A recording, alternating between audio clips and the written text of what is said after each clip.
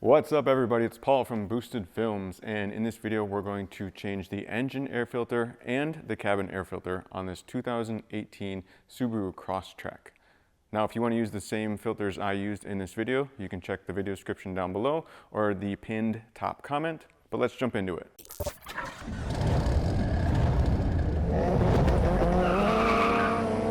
So we're going to start with the cabin air filter, and to do that we're going to open up the passenger side door. You want to empty out your glove box. You can also move your seat back to give you a little bit more extra room as well. This cabin air filter is the traditional setup, kind of set up just behind our glove box here. So once that is emptied out, we're going to pay attention to this soft open arm on the right side here. And if you just kind of get your finger behind it and give it a good pull, you should be able to pull it towards the passenger side of the vehicle here, and then it'll pop right off. Next, to remove the glove box, you kind of lift up a little bit and pinch these plastic sides to drop it down.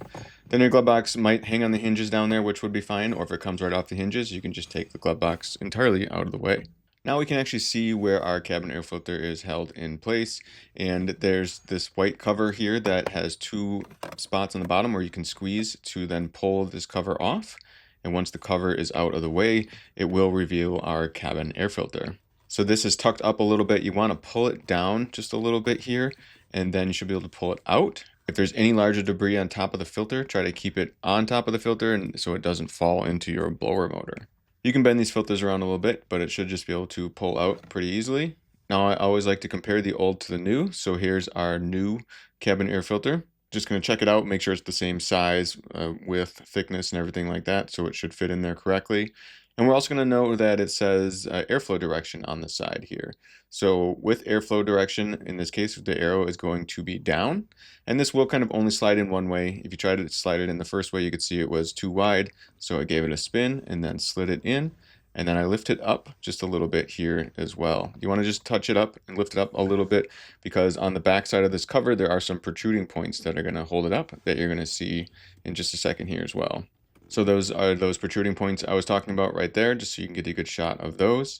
And then obviously this really only goes one way. It's pretty simple. You're going to see how it lines up on top, and then those bottom pieces will have it snap in place. Shouldn't be too difficult. You can just give it a tap and make sure it's on there all the way. Make sure it doesn't want to fall off or anything, and then it should be good enough to hold your cabin air filter in place and keep that airbox sealed. Now we're going to move on to reinstalling the glove box. You can see the hinges on the bottom of the glove box here. You can see where they kind of match up to this other portion of the car where you just would slide it on. You got to make sure it's kind of flat, lower towards the ground when you slide it on, and then you should be able to just lift it up. Of course, you'll only be able to lift it up to where those protruding points are, and then you can squeeze it just like you did to release it, and then bring it upward. Once that's in place, we can put that soft open arm back in place. You just line that up and then push it on. Now you can just test your glove box, open and close it a few times, make sure it's working just like it did before, and we should be pretty much all set. Only thing we're going to do yet is put everything back in our glove box, put our seat back to the position it was before if we moved it, and close our door. Now we're going to move over to the driver's side, open up our driver's side door so we can pop our hood to change our engine air filter. Now there is a hood release lever down here, so you find that, give it a pull, and you'll hear your hood release. Now we're going to lift up our hood a little bit and then find this safety release lever here. You can see it goes to the left side of the screen. You're just going to pull that to the left, and then you should be able to lift your hood up all the way. Then there is our prop rod here. We're going to remove that prop rod and then set it up right where you can see this arrow is pointing on the hood. That's where it should be set up. Here's our air box that funnels air into the engine. It kind of divides into two pieces, and in between is our air filter that filters the air going into our engine. So we're going to pop free these top two clamps here. Then I'm going to end up pulling this portion of the airbox back towards the car so we can kind of separate the two halves of this airbox. The bottom part of this portion of the airbox is kind of pushed into some slots, so you kind of lift it up and then pull it away, and then you should be able to slide out your original air filter. You shouldn't need a whole lot of room there, just pull it back as much as you need to get that old filter out. Just like with the cabin air filter and with the engine air filter, I'm just going to compare the old to the new, make sure it looks like it's the right one.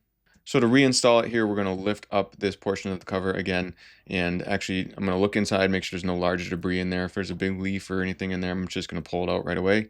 But take a look inside there, and then pull that portion of the cover back. It should give you plenty of room to drop in your new filter, and you can see how it sits pretty flush there.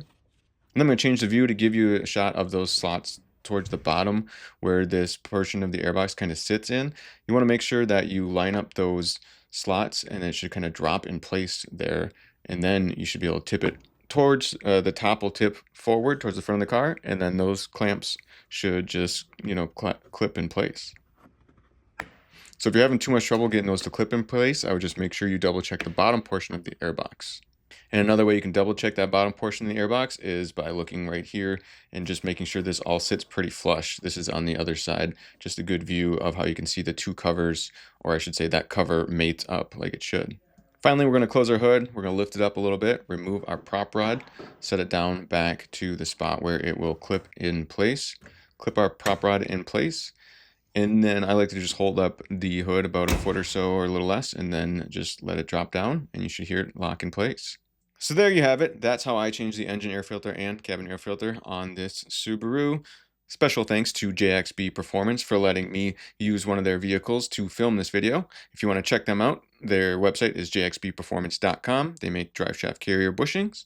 Hopefully you found this helpful. Of course, if I did anything wrong, if I could have did something better, if you want to let me know in the comment section down below, that could be useful. Also, if you want to potentially help other people out watching this video, if you had a little bit different model Subaru, maybe your year is a couple years newer, a couple years older, if you could let people in the comments know if this process was the same for your Subaru, if you could just comment about what your Subaru is, what year, make and model it is, that could help other people to check the comments and see if this process is exactly the same for their Subaru as well.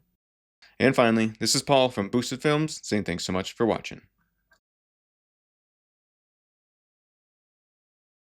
I just want to say that domestic violence is never okay. If you or someone you know is experiencing issues with a partner and doesn't feel safe, please visit the website thehotline.org or call 1-800-799-SAFE.